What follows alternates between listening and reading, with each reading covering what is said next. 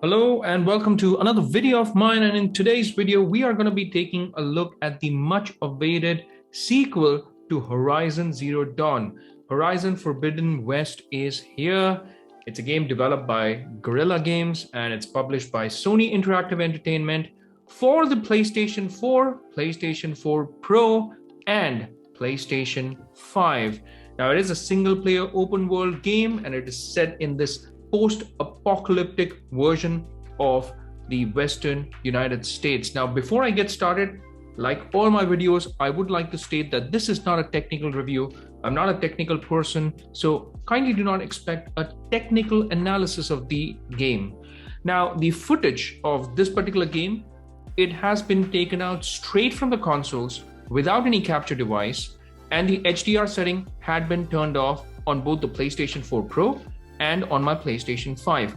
I would specifically like to point out that these games may look very different in person due to the different television or monitor models we use and the HDR settings done on them. So if you're wondering what's the point of making such videos, well, I'd like to share my personal opinion and also like to find out yours so that it can be shared in the comment section of my YouTube channel.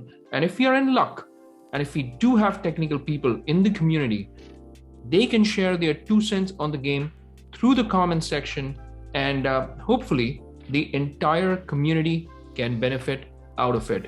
With that said, let's take a deep dive into the game and see how it performs on the PlayStation 4 Pro and on the PlayStation 5. By the way, we are also going to check out both the modes on the PlayStation 5, which is the performance mode and also the resolution mode. So with that said, let's get started, folks. So let's get started with the PlayStation 4 Pro version of this particular game. Now, it comes with only one mode. So there are no graphical options that you get here, like a resolution or a performance mode. So it comes with a checkerboarded 1800p. Now, this is the same resolution that you will even get on the performance mode of the PlayStation 5, meaning a checkerboarded 1800p.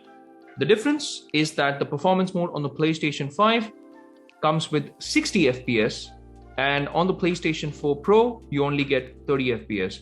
Now, there is a resolution mode on the PlayStation 5 as well, and this gives you a native 4K resolution, and it targets 30 FPS, but it also comes along with a combination of temporal anti-aliasing and fast approximate anti-aliasing, and that makes the game look brilliant. In fact, it's outstanding, and it's a technical showcase of how games are supposed to look on the PlayStation 5. That's how good it looks on the resolution mode. So what about the performance mode when compared to the PlayStation 4 Pro, because both are checkerboarded 1800p? Well, from my personal experience, I still found the PlayStation 5's performance mode a tad sharper. Now, there is some problem that is going on the PlayStation 4 Pro. There are certain areas which have certain lines that appear, especially in the distance, with the trees, with certain objects. There are certain lines which appear which are very, very jarring. So it takes away from that immersive experience. Now, in terms of the assets, in terms of the vegetation, in terms of the foliage, they are more or less equally matched, both the PlayStation 4 Pro and the PlayStation 5. Of course, the density of grass, the density of some vegetation in certain areas is comparatively more on the PlayStation 5, and there are certain assets which are missing on the PlayStation 4 Pro. Now, what do I mean by that? Side by side, you won't be able to make it out from a distance of, say, about 8 to 9 feet. But if you really zoom in, that's when you start figuring out what the differences are. Let me give you an example. Now, this is a 200% zoom on the resolution mode, and here you can see that there are certain objects hanging from that satellite dish or whatever it is. So that is missing on the PlayStation 4 Pro. So there are differences, subtle differences in certain assets being missing on the PlayStation 4 Pro, but it's so negligible that you won't really experience it unless and until you zoom in 200 to 300%. Now, of course, there is a performance mode on the PlayStation 5, and it offers a silky smooth 60 FPS, and the performance of the performance mode is fabulous. In fact, I did not personally experience any frame drops when it comes to the performance mode on the PlayStation 5. Now, compared to the PlayStation 4 Pro's mode, because it's only running at 30 FPS, it does feel silky smooth in comparison. But here's the thing. Now, just a few days back and a few weeks back, I had spoken about Uncharted Legacy of Thieves Collection because that also offered a performance mode on the PlayStation 5. And I've also spoken about the next-gen update of the Cyberpunk game, Cyberpunk 2077. I made a video on that as well. You can check it out on my channel. And both these games offered a resolution and a performance mode, but the execution or the implementation of the performance mode on both the games, Legacy of Thieves Collection and Cyberpunk 2077, was much better in comparison to this particular game. Now, on the PlayStation 5, the performance mode, I think, suffers from certain things, especially there is something going wrong with the anti-aliasing implementation. I understand that they've tried to optimize this game as much as possible, and from a distance, again, you won't be able to make out a difference, but hey, when you zoom in, textures are definitely a tad softer.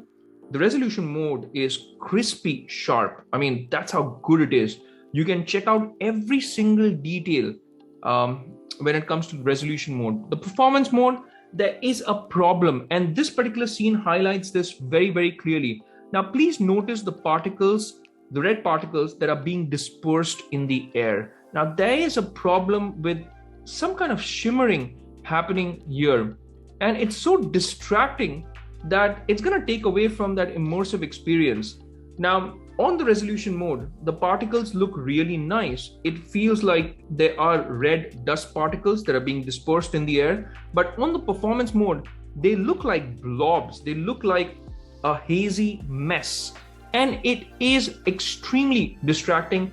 It's not just about these red particles that I'm talking about, but even when it comes to the trees, the vegetation, if you're looking at anything in a distance, and if I zoom in like 200% in this particular case, look at the shimmering that is happening in this particular scene. And this is for a static scene, all right? I'm not even moving now. The reason why I spoke about the movement is because it tends to get worse when you move around, when you pan the camera, when you're moving Aloy, the shimmering gets worse. And if I really have to do a side-by-side comparison between the performance and the resolution mode, the shimmering is so distracting that it, again, takes away from that experience. Now, I don't know what kind of an anti-aliasing implementation they have done on the performance mode.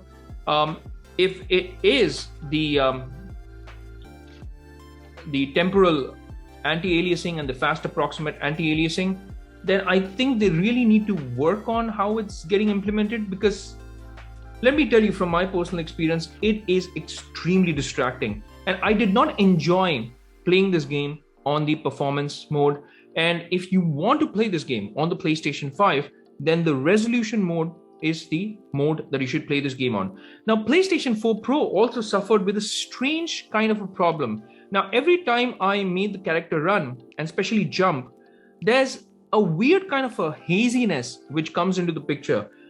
The character becomes hazy. I don't know if they were doing this to compensate and to make sure that the performance is really solid on the PlayStation 4 Pro, because, hey, this is a graphically demanding game. And I was surprised with the way the PlayStation 4 Pro performed.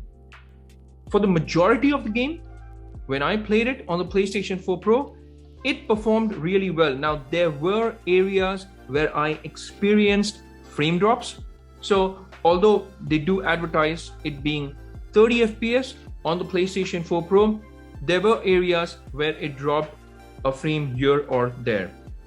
But not so bad at all. In fact, that's why I'm telling you that I was surprised with the performance of this game on the PlayStation 4 Pro, especially when it comes to these cutscenes as well. If you take a look at these cutscenes, you'd be like, whoa, man, this looks good on the PlayStation 4 Pro, because it definitely does. And if you have a PlayStation 4 Pro, if you've still not been able to get your hands on the PlayStation 5, hey, you're going to enjoy this on the PlayStation 4 Pro.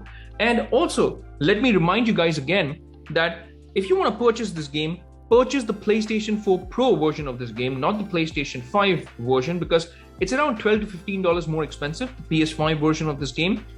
You get a free digital upgrade to the PS5 version, even if you purchase the PlayStation 4 Pro version of the game. I know it's weird, and I don't know the kind of marketing going behind here or what Sony was thinking, but get the PS4 version of this game because you get a free digital upgrade to the PlayStation 5 version. That's what I did myself. So I saved $12 to $15 approximately. It's 1,000 rupees here in India.